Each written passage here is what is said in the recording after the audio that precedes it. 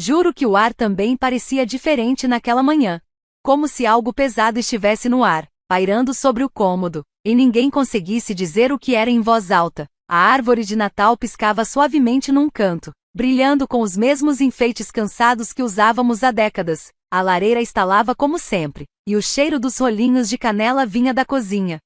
Mas por baixo de todo aquele calor, havia um frio que não tinha nada a ver com o tempo lá fora. Era aquele tipo de frio que vem quando você sabe que está prestes a lembrar qual é o seu lugar na hierarquia da família. Minha mãe estava lá, parada, com seu hobby de veludo vermelho, sorrindo como se tivesse acabado de ganhar na ___ loteria. Os olhos dela brilhavam de orgulho enquanto entregava para minha irmã, Jenna, uma caixinha embrulhada em papel dourado e amarrada com uma fita de cetim delicada. Vi Jenna abrir o papel com aquelas unhas sempre impecáveis, e sua boca já começava a se formar num exagerado "meu Deus", antes mesmo de ver o que tinha dentro. Ela sempre fazia isso, criava uma cena, como se estivéssemos num daqueles filmes bregas de Natal e as câmeras estivessem filmando. Então, ela abriu. Dentro, havia uma chave, uma simples chave de prata, encaixada numa caixinha forrada de veludo. Os olhos de Jenna se arregalaram como se tivessem acabado de entregar a ela as chaves de um reino. De certa forma, era isso mesmo. Porque aquela chave não abria um porta-joias, nem um carro novo estacionado na garagem. Ela abria a porta da ___ casa inteira. "Compramos uma casa para você", disse minha mãe, com a voz embargada de orgulho, como se estivesse anunciando que Jenna tinha acabado de curar o câncer ou escalado o Everest descalça. Meu estômago embrulhou. Olhei para o meu pai, que apenas acenou com a cabeça em um acordo solene, como se aquilo fosse uma escritura sagrada da família. Jenna gritou, abraçando os dois, repetindo "obrigada" de novo e de novo, como um brinquedo de corda. "Um dia você vai entender", disse minha mãe, virando-se para mim com um sorriso suave e condescendente que me deu arrepios. Sorri de volta. Não porque eu estivesse feliz, não porque eu entendia, não porque aceitava, mas porque há muito tempo aprendi que, nessa família, o silêncio era mais seguro do que a honestidade. Nem tinha aberto meu próprio presente ainda. Ele ainda estava no meu colo, um envelope fino, simples, um presente sem graça que meu pai me entregou logo depois do grande momento da Jenna, quase como um pensamento de última hora, sem aplausos, sem cerimônia. Só silêncio, como se ele estivesse me passando uma conta para pagar. Senti meu coração batendo nos ouvidos enquanto deslizava o dedo sob o selo e puxava, com cuidado, uma única folha de papel. Nem olhei para ela de imediato. Fiquei encarando aquele maldito envelope nas minhas mãos, me perguntando que tipo de mensagem eles achavam que estavam mandando, que tipo de filha achavam que eu era, que tipo de pessoa achavam que eu me tornaria. Mas antes mesmo de ler o que estava escrito, minha mente fugiu para centenas de outros momentos como esse. De volta aos aniversários onde Jenna ganhava bolsas de grife e eu ganhava o que estava na liquidação. De volta aos jantares onde minhas opiniões eram recebidas com silêncio, enquanto cada historinha boba da Jenna era recebida com risadas e aplausos. De volta ao dia em que consegui uma bolsa de estudos integral e ninguém apareceu na cerimônia de premiação porque Jenna tinha um recital de dança na mesma noite. Por muito tempo, achei que era coisa da minha cabeça, que talvez eu estivesse sendo sensível demais, amargurada. Mas momentos como esse, quando deram uma casa inteira para Jenna como se fosse nada e, para mim, uma única folha de papel, me mostravam a verdade. Eu sabia exatamente onde me encaixava nessa família. Sabia exatamente o quão pequena eles achavam que eu era. Senti as palavras subindo pela minha garganta como ácido. Queria gritar, queria jogá-las para o outro lado da sala como facas afiadas. Mas engoli. Fiquei ali, e continuei sorrindo. Mesmo com cada músculo do meu rosto doendo pelo esforço. Porque esse ainda não era o momento de falar. Ainda não. Mas esse momento estava chegando. Só não hoje, pai. Ele finalmente me olhou e perguntou. "Não vai abrir?" A voz dele era casual, como se nem percebesse o quanto a faca já tinha sido torcida. Abri o envelope, devagar, de propósito. Os olhos dele seguiram meus movimentos, agora curioso, mas quando viu o que estava escrito, aquele sorriso de superioridade no rosto dele vacilou, só por um segundo. Mas foi o suficiente. Vi o brilho de confusão, depois a compreensão. Sua boca se contraiu. O maxilar ficou tenso. E pela primeira vez naquela manhã, o cômodo ficou em silêncio. Um dia você vai entender, minha mãe tinha dito. Mas eu já entendia. Só não do jeito que ela imaginava. Por muito tempo, me convenci de que era só uma fase, que, em algum momento, a balança iria virar e alguém na minha família finalmente me veria. Não a versão distorcida que criaram na cabeça deles. Não a filha figurante, sempre no fundo das fotos de família, enquanto minha irmã roubava a cena com seu sorriso perfeito e seu charme ensaiado. Mas a infância tem um jeito cruel de esculpir verdades nos nossos ossos, mesmo quando tentamos desaprendê-las depois. Não era uma fase. Era um padrão. Um ritual profundamente enraizado na nossa família, repetido como um relógio. Todo Natal. Todo aniversário. Todo momento importante, esquecido como se não valesse nada. Lembro de um aniversário. Eu devia ter uns 9 anos.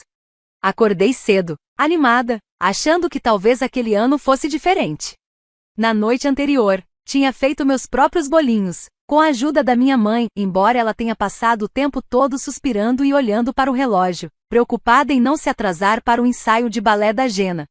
Naquela manhã, desci as escadas na ponta dos pés, esperando pelo menos um cartão, alguns balões, talvez até um abraço. Mas a cozinha estava vazia. O ar tinha cheiro de torrada queimada. E não havia nenhum sinal de que aquele dia significava alguma coisa. Eles não tinham esquecido. O aniversário da Jena naquele ano teve uma festa no quintal com pôneis, um mágico e até vizinhos que nem gostavam da gente, mas apareceram com presentes brilhantes e sorrisos falsos. Quanto mais eu crescia, mais difícil ficava fingir que não percebia. Quando me formei no ensino médio com honras, minha mãe mal levantou os olhos do celular. Estava ocupada mandando mensagem para o treinador de dança da Jena, garantindo que sua estrela preciosa estivesse em perfeita forma para a próxima competição regional. Mas quando a Jena conseguiu um comercial de shampoo local, fizeram um jantar especial, abriram champanhe e até enquadraram as __ foto do produto como se fosse um prêmio Pulitzer. Nunca tive coragem de falar nada diretamente. Carregava meu sorriso como uma armadura. Ria quando era esperado e guardava minha amargura para as madrugadas silenciosas, quando ninguém estava olhando. Aprendi a me encolher. A desaparecer no fundo, tão bem que parecia parte do papel de parede. Nunca fui dramática. Não como a Jena, que conseguia fingir lágrimas em segundos e transformar qualquer momento em um monólogo digno de novela. Ela sempre soube como puxar os fios certos. Como se fazer de vulnerável só pelo tempo suficiente para conseguir o que queria: dinheiro, compaixão, um carro novo ou mais uma segunda chance depois de reprovar outra matéria da faculdade sobre a qual mentiu que estava frequentando. De alguma forma, por mais óbvia que fosse a manipulação dela, mamãe e papai nunca viam. Ou talvez vissem. E simplesmente não se importassem. Talvez fosse mais fácil para eles acreditarem que a Jena era especial e frágil e que eu era durona. Aquela que não precisava de nada. A filha confiável. A que resolvia as coisas sozinha e não causava problemas. Eles nunca perceberam o custo desse tipo de força? A solidão. A raiva silenciosa. Os anos me perguntando que diabos eu tinha feito para ser tratada como uma peça de reposição. Tem um momento que ainda ecoa na minha cabeça, especialmente quando tento me convencer de que estou exagerando. Meu último ano do ensino médio. A noite da cerimônia de premiação acadêmica. Eu tinha me matado de estudar, trabalhado em 2 empregos e ainda mantido minhas notas impecáveis. Enquanto isso, Jena reprovava matérias introdutórias e chorava sobre como a faculdade era difícil. Naquela noite, quando chamaram meu nome para receber a bolsa de estudos mais importante, diante do auditório lotado, subi ao palco e olhei para a plateia. Minha mãe estava sentada na primeira fileira. Não sorriu. Não aplaudiu. Só rolava o feed no celular. Quando desci do palco com o prêmio na mão, ela levantou os olhos rapidamente e disse, alto o suficiente para que todos ouvissem: bom, pelo menos ela é boa em alguma coisa. A voz dela cortou os aplausos como uma faca. Senti vontade de desaparecer no chão. Meus colegas me deram sorrisos sem graça. Meu professor favorito me deu um tapinha no ombro, como quem diz, você tá indo bem. Mesmo que sua própria mãe não enxergue. Aquele momento cristalizou algo dentro de mim. Não só a dor, mas a clareza. Eu não estava imaginando coisas. Eu não estava exagerando. Eu era invisível. Por escolha deles. E sabe, sempre me perguntei. Você já se sentiu assim? Como se fosse apenas um personagem secundário na história da sua própria família? Como se suas vitórias só importassem quando alguém mais falhava? Me conta nos comentários. Porque talvez falar sobre isso seja o primeiro passo para deixar esse peso para trás. Anos depois, quando voltei para casa numa visita rápida, daquelas que a gente faz mais por culpa do que por vontade, me deparei com algo que eu não deveria ter visto. Eu estava no escritório dos meus pais quando vi um cofre, ligeiramente aberto, deixado ali sem muito cuidado. Eu não estava procurando nada específico. Mas o que encontrei dentro, bom, digamos que depois disso, tudo mudou. Foi uma visita estranha. Não do tipo que você faz porque realmente quer estar lá, mas sim daquelas motivadas pela culpa. Aquela culpa que fica ali, fervendo no fundo da sua mente, até que um dia você simplesmente pega o telefone e liga. Eu não voltava para casa há mais de um ano. E a única razão pela qual voltei dessa vez foi porque minha mãe me ligou 2 vezes na mesma semana. Disse que meu pai tinha distendido um músculo cortando a grama e precisava de ajuda para mover algumas coisas na casa. O jeito que ela falava pingava culpa. Como se dizer não me tornasse fria, insensível. Como se décadas de negligência emocional pudessem ser apagadas com um fim de semana e algumas xícaras de café cheias de passivo-agressividade. Cheguei numa sexta-tarde. A entrada da casa continuava a mesma, com aquelas cercas vivas perfeitamente aparadas, que meu pai cuidava como se fossem de ouro. Jenna não estava lá, claro. Está ocupada, foi a desculpa que minha mãe deu, soltando um suspiro carregado de desapontamento. Como se a ausência dela devesse ser um problema meu. A casa também não tinha mudado. A mesma decoração impessoal. As mesmas fotos da Jenna espalhadas por todos os cantos, sorrindo de todos os ângulos possíveis. O mesmo cheiro de lustramóveis de limão e assado passado do ponto. Parecia uma cápsula do tempo da perfeição suburbana. No sábado de manhã, eu já estava contando os minutos para ir embora.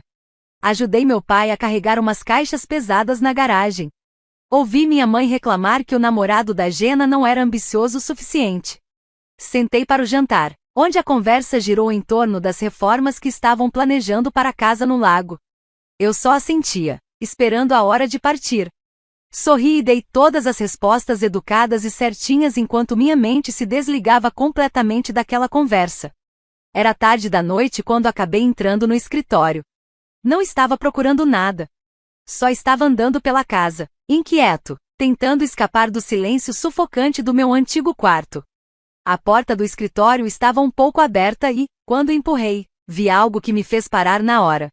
O cofre na parede, aquele que meu pai sempre tratou como uma relíquia sagrada, estava entreaberto, com a maçaneta solta. Na hora, achei que ele simplesmente tinha esquecido de trancar depois de guardar alguma coisa. Mas conhecendo ele, isso parecia improvável. Meu pai checava tudo 2 vezes, fechaduras, interruptores de luz, até o maldito termostato, como se fosse parte de um ritual. Eu deveria ter ido embora. Deveria ter ignorado e voltado para o meu quarto. Mas alguma coisa me parou. Talvez fosse curiosidade. Talvez fosse aquela fome antiga de finalmente descobrir algo que não tivesse sido entregue para Jenna primeiro. Caminhei devagar, cada passo soando mais alto do que deveria. Prendi a respiração ao empurrar a porta um pouco mais. Lá dentro, vi pastas grossas, cheias de papéis presos com clipes, organizados de um jeito que gritava importância. Títulos de propriedade. Declarações de imposto. Extratos bancários. Alguns eram documentos da família, coisas que eu já esperava ver. Papéis da nossa antiga casa, contas que já tinha ouvido mencionarem por alto. Mas então vi outra coisa. Um envelope, enfiado debaixo de uma pilha de pastas Manila. Selado. Sem marcações. A não ser por uma pequena anotação manuscrita na frente, com aquelas letras maiúsculas inconfundíveis, eu não deveria ter aberto. Mas eu abri. Lá dentro, havia uma cópia de um testamento. Não era aquele que eu tinha visto anos atrás, quando meu pai fez questão de anunciar que tudo seria dividido de forma justa. Não. Isso era diferente. Essa versão tinha o meu nome listado primeiro, não o da Jenna. E não apenas como uma beneficiária igual. Meu nome estava ligado a algo muito maior, uma propriedade da qual eu nunca tinha ouvido falar antes. Uma propriedade que, aparentemente, tinha sido comprada no meu nome anos atrás. Não era só um presente. Não era um erro aleatório. Era algo deliberado. Documentado e arquivado legalmente. Meu coração batia tão forte que mal conseguia ouvir o zumbido fraco da lâmpada do escritório. Li cada linha 3 vezes, tentando encontrar alguma explicação. Mas ela nunca veio. Por que meu pai compraria uma propriedade no meu nome sem nunca me contar? Por que esconder isso, trancado dentro de um cofre como se fosse um segredo sujo? Minha mente disparou, tentando lembrar de qualquer pista, qualquer detalhe do passado que pudesse explicar o que eu estava segurando nas mãos. Passei o resto da noite vasculhando o cofre. Cada papel parecia mais pesado que o anterior. Extratos bancários que não faziam sentido. Transferências que não batiam com a narrativa da família. E um documento em especial. A autorização assinada com a minha assinatura falsificada. Datada de 2 anos antes. Minhas mãos congelaram. Alguém usou meu nome, minha identidade, para movimentar dinheiro. Pelos detalhes, isso já tinha acontecido mais de uma vez. Não confrontei ninguém naquele fim de semana. Não disse uma palavra no café da manhã no dia seguinte. Só arrumei minhas coisas e fui embora antes do meio-dia, dizendo que precisava trabalhar. Mas assim que voltei para o meu apartamento, comecei a investigar. Puxei meus relatórios de crédito. Conversei com um amigo advogado. Comecei a desmontar, peça por peça, as transações financeiras que eu nunca soube que existiam. Em silêncio, com cuidado. Não queria levantar suspeitas. Ainda não. O que descobri nos meses seguintes foi algo para o qual eu não estava preparada. Uma rede intrincada de decisões financeiras. Transferências de propriedades. Esquemas fiscais. E tudo apontava para os meus pais. Mas o mais chocante? No papel, eu era dona de mais coisas do que jamais imaginei. Contas, imóveis, investimentos, todos ligados a mim. Ainda assim, nunca me disseram nada. Nada. E o mais louco? Eles ainda não sabem que eu sei. Existe um tipo muito específico de raiva. Uma que mora em silêncio, logo abaixo da pele. Controlada, discreta, como uma chama baixa. Uma que você aprende a conviver. Até que um dia percebe que esteve cozinhando nela por anos. Sem nem notar o quanto a temperatura subiu. Foi exatamente assim que me senti. Ao perceber o quão fundo meus pais enterraram a verdade. O quanto usaram meu nome e minha identidade. O quanto esconderam. Não para que eu entendesse. Muito menos para que eu me beneficiasse. E não foi só a mentira. Foi a certeza deles de que eu nunca descobriria. A suposição de que eu continuaria no meu papel para sempre. Sorrindo educadamente enquanto entregavam a coroa para Jenna, de novo e de novo. Como se fosse um direito dela por nascimento. Então, fiz o que qualquer mulher subestimada por tempo demais acaba fazendo. Comecei a planejar. Não uma cena. Não um surto emocional que eles pudessem descartar como exagero. Planejei algo melhor. Algo que eles não perceberiam até ser tarde demais. Vingança não precisa ser barulhenta para ser devastadora. Só precisa ser precisa. Conversei com um amigo advogado, alguém em quem confiava totalmente. Alguém que nem piscou quando entreguei uma pilha de documentos e pedi para me ajudar a entender cada detalhe legal. Analisamos tudo. Títulos de propriedade, assinaturas falsificadas, transferências de bens, aquelas autorizações bancárias suspeitas. O que começou como curiosidade virou algo muito maior. Uma oportunidade para recuperar o controle sem precisar levantar a voz. A casa da qual eles tanto se gabavam. A casa do lago, que chamavam de nosso legado. Aquela que vinham reformando há anos. Tinha sido hipotecada em segredo para cobrir o fracasso da empresa da Jenna, 3 anos atrás. Meu pai provavelmente achou que conseguiria resolver tudo antes que alguém notasse. Mas ele estava atrasado nos pagamentos. E o banco já tinha marcado uma venda discreta. Foi aí que ficou interessante. Porque eu comprei. Silenciosa e legalmente. Usei uma conta separada e um intermediário. Consegui a escritura sem usar meu próprio nome. Levei algumas semanas para orquestrar tudo, mas quando finalizei, A satisfação foi indescritível. Não só sou dona da preciosa casa do lago deles, agora sou dona da única coisa que nunca imaginaram que perderiam. Enquanto isso, a vida em casa seguia igual.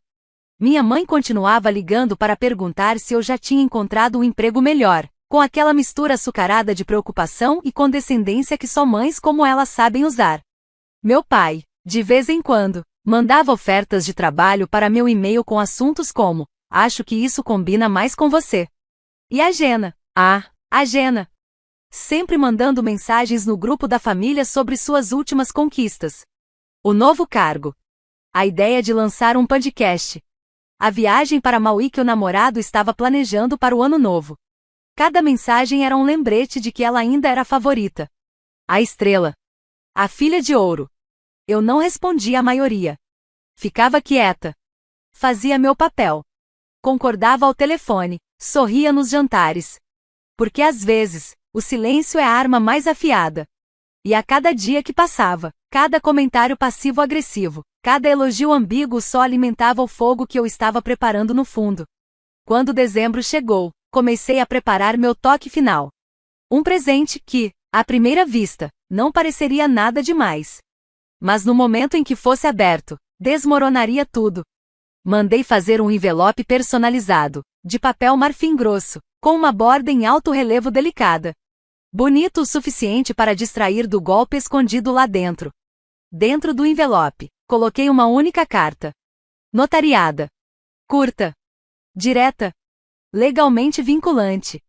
Explicava, de forma clara e profissional, que a escritura da Casa do Lago agora estava no meu nome. Totalmente paga. Totalmente minha. E não ia processá-los. Ainda não, pelo menos. Só queria que soubessem que eu podia. Que agora o poder era meu. Que todos aqueles anos sendo ignorada, descartada e subestimada tinham chegado ao fim. Coloquei o envelope dentro de uma caixa branca simples. Sem laço. Sem brilho. Sem distrações. Apenas a verdade, descansando em silêncio debaixo da árvore, como uma bomba relógio. E conforme os dias iam se aproximando do Natal, ensaiei meu silêncio. Treinei meu sorriso. Me lembrei de que não precisava gritar, discutir ou sequer explicar. Minha vingança seria entregue com calma. Com precisão. E com um único golpe certeiro, no momento certo. Porque se eles achavam que eu ia passar mais um Natal fingindo que tudo estava bem, sorrindo durante mais um brinde ao sucesso da Gena enquanto me jogavam as sobras e chamavam isso de amor, bom, então estavam prestes a descobrir quem eu realmente sou. A manhã de Natal sempre seguiu o mesmo roteiro cansativo na nossa casa. Uma encenação cuidadosamente ensaiada, onde cada sorriso era planejado, cada gesto era calculado e cada emoção passava por camadas de tradição passivo-agressiva e café doce demais. A árvore estava no mesmo canto de sempre.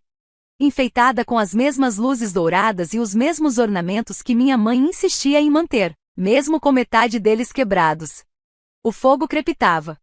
Os rolinhos de canela estavam levemente queimados nas bordas. E o cheiro de alegria forçada enchia o ar como uma névoa invisível. Ninguém ousava comentar. Era aquele tipo de manhã natalina que parecia perfeita do lado de fora. Como uma daquelas bolas de neve de vidro que qualquer um exibiria com orgulho em uma prateleira, mas dentro do vidro, o ar era rígido e amargo, e cada palavra estava a um sopro de se partir em algo afiado. Me sentei na mesma poltrona gasta que ocupava todos os anos desde os 16. A única diferença agora era a raiva silenciosa vibrando sob minha pele, como uma ferida antiga que nunca cicatrizou completamente. Meus presentes cuidadosamente embrulhados estavam no meu colo. Uma simples caixa branca. Cantos bem alinhados. Sem laço. Sem enfeites. Apenas uma caixa, esperando pacientemente.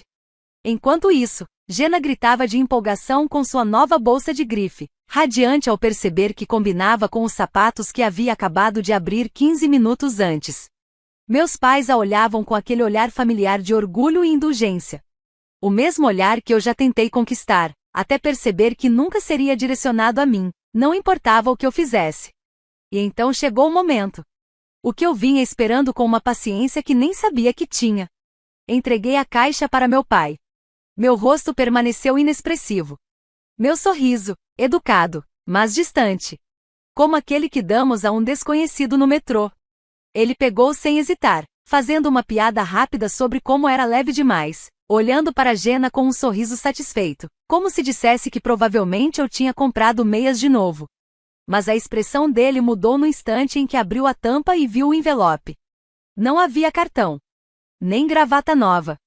Nenhum presente engraçadinho. Apenas um envelope lacrado com cera, colocado bem no centro da caixa. Como uma armadilha cuidadosamente preparada. Ele abriu devagar, ainda tentando manter a calma. Ainda me subestimando. Como sempre fez. Desdobrou os papéis com uma mão, segurando a xícara de café com a outra. Já preparava algum comentário sarcástico que nunca chegou a sair da boca. Porque, assim que leu a primeira frase, o sangue sumiu do rosto dele tão rápido que por um momento achei que fosse desmaiar. Seus olhos percorriam a página freneticamente, como se tentasse encontrar outra interpretação, como se as palavras pudessem se reorganizar sozinhas em algo menos ameaçador, se ele lesse rápido o suficiente. Mas não havia engano. Em suas mãos, havia 2 documentos. Um dos documentos era uma carta oficial me declarando o único proprietário legal da casa do lago da família. O outro era a papelada do tribunal, confirmando que a transferência da propriedade foi concluída com sucesso por meio de um leilão silencioso que aconteceu 2 meses antes. Não disse nada enquanto ele lia de novo, desta vez mais devagar. O rosto dele ficava mais tenso a cada linha. A xícara de café em sua mão tremia levemente, enquanto o peso de tudo afundava sobre ele. Minha mãe se inclinou para espiar por cima do ombro dele, ainda sorrindo com a empolgação dos presentes. Até que seus olhos encontraram o cabeçalho em negrito dos documentos. Seus lábios se entreabriram, a confusão se transformou em pânico. E então, assim, ela se virou para mim. Sua voz tremia na beira da incredulidade quando sussurrou: "O que é isso?" Segurei o olhar dela sem piscar. Exatamente o que parece. Minha voz era calma, quase suave, como se estivesse apenas contando a previsão do tempo, em vez de explodir a fantasia natalina cuidadosamente montada. Ela então se virou para meu pai, perguntando algo em um tom baixo e urgente que não consegui ouvir. Mas não precisei. Porque o que quer que ela tenha dito fez o rosto dele se contorcer de um jeito que eu nunca tinha visto antes. Não era raiva. Não era confusão. Era devastação. Foi aí que a última peça se encaixou. Quando minha mãe finalmente percebeu que algo estava acontecendo pelas costas dela o tempo todo. Porque não era só o fato de que agora eu era dona da casa que ela tanto amava. Era o fato de que meu pai tinha escondido um segredo dela. Um segredo que começou anos atrás, quando ele hipotecou a casa do lago sem... Sua voz se quebrou em uma pergunta sussurrada que eu não consegui entender. Pela primeira vez na vida, eu a vi como algo além de intocável. Frágil. Confusa. Traída pelo homem que ela achava que conhecia. Mas eu não me movi. Não ofereci consolo. Não dei explicações. Apenas fiquei sentada, deixando o peso da minha vingança preencher o ambiente como uma tempestade prestes a desabar. Porque isso não era apenas sobre uma casa. Era sobre poder. Pela primeira vez, ele pertencia a mim. O silêncio na sala era tão pesado que parecia pressionar contra o meu peito. Denso, imóvel. Como se o ar tivesse se transformado em algo grosso demais para se respirar. Minha mãe continuava de pé, seu rosto oscilando entre traição e incredulidade. Meu pai estava curvado na cadeira, como um homem que acabou de ver todo o seu castelo de cartas desmoronar diante dos olhos. Jenna não disse uma palavra sequer. Apenas segurava a bolsa contra o peito, como se aquilo pudesse protegê-la das consequências se desenrolando diante dela. Ninguém se moveu. Ninguém falou. Naquele silêncio esmagador, eu percebia algo que até então não tinha entendido completamente. Isso não era mais só uma vingança. Era um acerto de contas. Me levantei devagar. Alisei o tecido do meu suéter com uma calma deliberada. E então, disse as palavras que, com certeza, ecoariam na mente deles muito depois que eu fosse embora.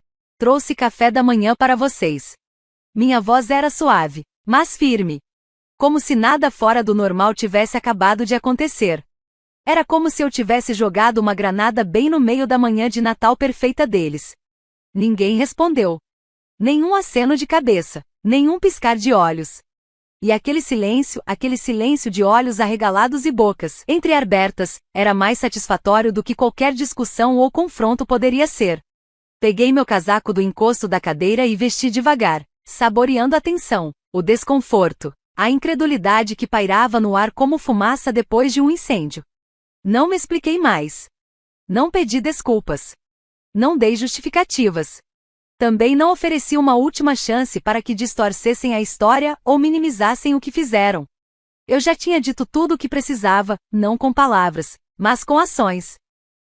Nesta família, ações sempre falaram mais alto do que qualquer outra coisa. Quando cheguei à porta, parei por um instante. Não porque queria um grande momento final. Não porque queria me vangloriar. Mas porque queria ver os rostos deles uma última vez. Ver o peso da realidade finalmente se acomodando.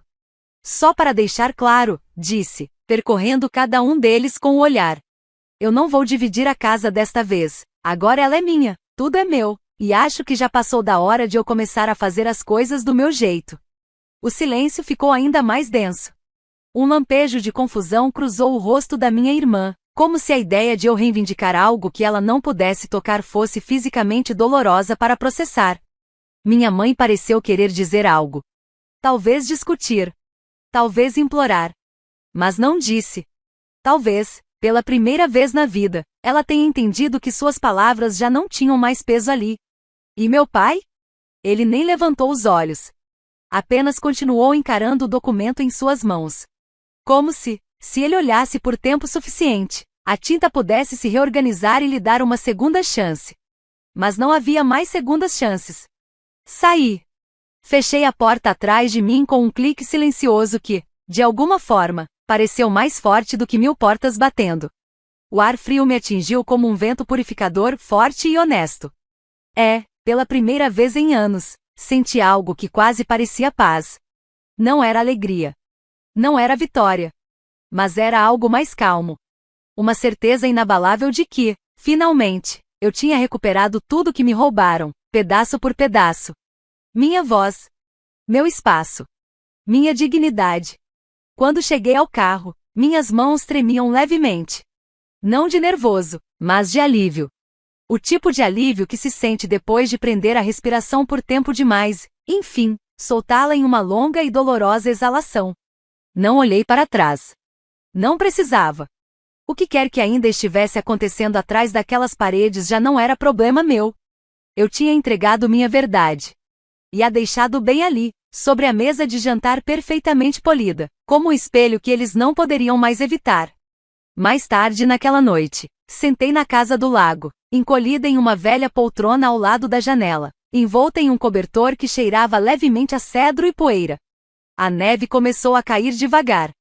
Flocos leves flutuando sobre a superfície congelada do lago. O mundo lá fora estava em silêncio. Aquele tipo de silêncio que só o inverno sabe fazer. Tomei um gole de café, sentindo o calor preencher os espaços vazios que viveram no meu peito por anos demais. Era estranho como a casa estava quieta. Sem vozes. Sem tensão. Sem ninguém tentando ofuscar alguém ou disputar migalhas de aprovação. Pensei em ligar para um amigo. Talvez contar tudo em um monólogo dramático, regado a vinho. Mas não liguei. Algumas histórias não precisam de plateia. Algumas vitórias não precisam de aplausos. Será que algum dia eles viriam até mim? Será que tentariam explicar, justificar ou fingir que nada aconteceu? Talvez sim, talvez não. Mas já não me importava mais. Eu não estava buscando um desfecho. Não queria perdão nem reconciliação. A única coisa que eu queria era deixar claro que, dessa vez, eu tinha traçado um limite. Não por raiva, mas por autopreservação. Pela primeira vez, eu não ia voltar atrás. O curioso é que, agora que finalmente tenho algo que eles queriam, eu nem sequer desejo isso. Mas eu precisava que soubessem que eu podia tomar. Do mesmo jeito que um dia me tiraram tudo,